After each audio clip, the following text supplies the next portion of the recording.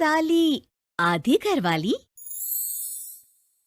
सिमरन की छोटी बहन विभा माँ के होते हुए भी सिमरन के ही पीछे लगी रहती थी। सिमरन, आ गई हो तो इसे खाना खिला दो। बोल रही है तुम जब तक नहीं खाओगी ये भी नहीं खाएगी। क्या है विभा, तुम खा लिया करो ना, मुझे ऑफिस से आने में देर हो जाती है। और कोई छोटी बच्ची तो हो नहीं तुम जो खाना भी नहीं खाती हो कि दीदी आएगी तो ही खाऊंगी। हाँ हाँ, छोटी बच्ची ही समझ लो। और एक बात, जब आपको पता है कि मैं आपके बिना नहीं खाती हूँ तो रोज रोज क्यों बोलती हो? अरे क्या है ये, दोनों बहनें कम माँ बेटी ज्यादा लगती हो। अरे दीदी की शादी हो जाएगी तब क्या करेगी बोल? जब होगी तब की तब देखेंगे। मैं तो दीदी के साथ ही रहूंगी हमेशा। दोनों की शादी ऐसे घर में कर देंगे जहाँ दो भाई हो। खैर, मामला आया गया हो जाता है। एक दिन सिमरन के पापा जब घर आते हैं, तुम लोगों के लिए अच्छी खबर है। वर्मा जी है ना मेरे दोस्त, उन्होंने सिमरन बेटी के लिए रिश्ता बताया है। बहुत अच्छा लड़का है, सिमरन को भी पसंद कर लिया है और कल वो लोग आ रहे हैं सिमरन को देखने अपने घर। सिद्धांत अपने माता पिता के साथ सिमरन को देखने आता है। उसे सिमरन अच्छी लगती है और शादी तय हो जाती है। सिद्धांत की माँ कहती है, अब तो हम लोग ले जाएंगे जल्द ही अपनी सिमरन को यहाँ से। अरे हाँ, क्यों नहीं, आपकी ही है अब तो हमारी बेटी। दूर खड़ी विभा सब सुन रही होती है। अब तो दीदी की शादी हो जाएगी, फिर तो वो चली जाएंगी। दीदी के बिना मैं कैसे रहूंगी? कुछ न कुछ तो करना ही होगा जिससे दीदी की शादी ही ना हो। सभी के जाने के बाद क्या शादी के बाद दीदी हम लोगों के साथ नहीं रहेंगी? अरे नहीं तो फिर क्यों रहेगी, शादी हो जाएगी तो अपने घर चली जाएगी ना। तो मैं भी जाऊंगी उनके साथ, मेरा भी सामान पैक कर देना। अरे कैसे बात कर रही हो विभा, दीदी के ससुराल छोटी बहन नहीं जाती। हाँ, कभी कभी जाकर मिलाना और रोज फोन पर भी बात कर लेना, ठीक है? नहीं पापा, आप तो जानते हैं मैं दीदी के बिना खाना भी नहीं खाती, ना ही मुझे उनके बिना नींद आती है। सिमरन बहन की बात सुनकर इमोशनल हो जाती है। अगले दिन से विभा खाना खाना छोड़ देती है। लोगों के लाख समझाने के बाद भी विभा ना खाती है ना ही सोती है। अंत में हार मानकर सिमरन सिद्धांत से मिलती है। सिद्धांत, मेरे मम्मी पापा ने बचपन से ही विभा और मुझे साथ रखा। वो मुझसे बहुत जुड़ी है। मुझे उसकी टेंशन रहेगी शादी के बाद, क्योंकि वो मेरे बिना नहीं रह सकती है। अरे ये तो छोटी सी बात है, वो हम लोगों के साथ हमारे घर में रह सकती है। जब उसकी अकल आ जाएगी या वो समझ जाएगी कि तुम्हारा घर वो नहीं बल्कि ये है, तो हम उसे घर छोड़ आएंगे, ठीक है?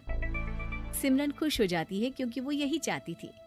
वो माँ पिता से बात कर लेती है। अरे कैसी बात कर रही हो सिमरन, भला बेटी के ससुराल में हम छोटी बहन को कैसे भेज दे? जमाना क्या कहेगा? अरे तू पागल हो गया है, मना कर दे। इस शादी में इन लोगों का तो ये चलता ही रहेगा। कभी बहन यहाँ आ रही है, कभी वो बहन के पास जा रही है।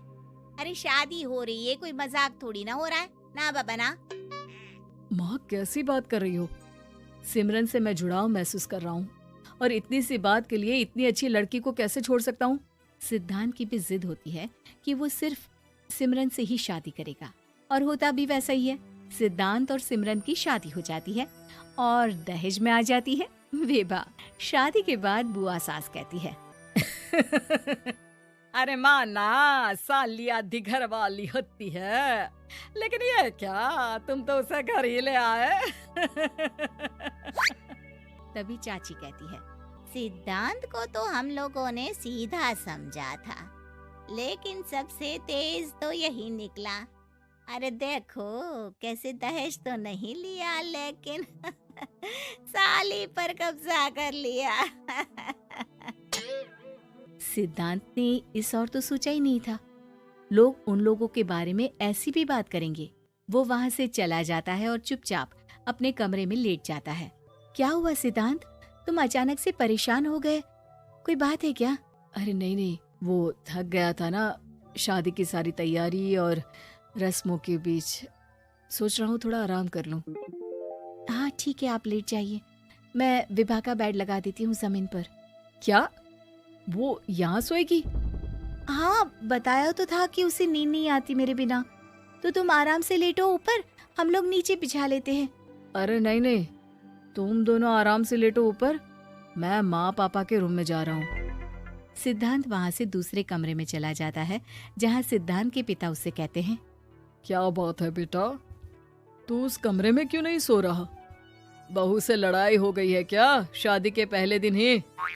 अब नहीं पापा, वो दोनों बहनों को बात करनी थी और मुझे नींद आ रही है, तो मैं यहाँ सोने चला आया। अगले दिन सिद्धांत तैयार होकर ऑफिस जाता है। ऑफिस में लंच के वक्त दोस्त कहता है, क्या बात है सिद्धांत, इतना सारा खाना एक ही दिन में? हाँ यार, वो सिमरन को खाना बनाने का शौक है तो उसी ने बनाया है। यार हम लोगों की तो सिर्फ एक ही बीवी है, इसकी तो दो है ना। सिद्धांत को गुस्सा आ जाता है। कैसी बात कर रहा है तू? अरे तू तो भाग्यशाली है जो बीवी के साथ साथ साली भी आ गई। अरे साली लोगों की तो आधी घरवाली होती है, तुझे तो पूरी की पूरी मिल गई। सिद्धांत का पारा अब 7वें आसमान में पहुंच जाता है। वो खड़ा होकर उस लड़के से लड़ने लगता है। हाँ, मेरी शादी में मेरी बीवी के साथ मेरी साली भी आई है, ये सच है, लेकिन सिर्फ कुछ समय के लिए, क्योंकि उसने सिमरन को बचपन से ही माँ की तरह देखा और यूं अचानक वो सिमरन से अलग नहीं रह सकती थी। इसलिए सोचो, अगर मेरी बीवी उसके लिए माँ का स्थान रखती है तो मेरा दर्जा क्या हुआ? तभी वहाँ बॉस आ जाता है। माफ करना सिद्धांत, यहाँ इस मेंटल लेवल के लोग हैं, जरूरी नहीं साली सिर्फ आधी घरवाली ही हो, कभी वो छोटी बहन तो कभी बेटी भी होती है। वेल डन सिद्धांत। सिद्धांत को अब ऑफिस में कोई कुछ नहीं कहता, लेकिन आस पड़ोस का वो तो वही हाल रहता है। सिद्धांत ऑफिस से घर की ओर आ रहा होता है कि रास्ते में उसे अपनी कॉलोनी का दोस्त मिल जाता है। क्या बात है, चेहरे की चमक बता रही है, शादी से बड़ा खुश है तू, क्यों? हाँ यार, अच्छी लड़की और अच्छा परिवार मिलना कहाँ होता है जल्दी आजकल। यार हमें भी दिला देना ऐसा परिवार जहाँ एक के साथ एक फ्री की स्कीम चल रही हो। सिद्धांत को फिर गुस्सा आ जाता है।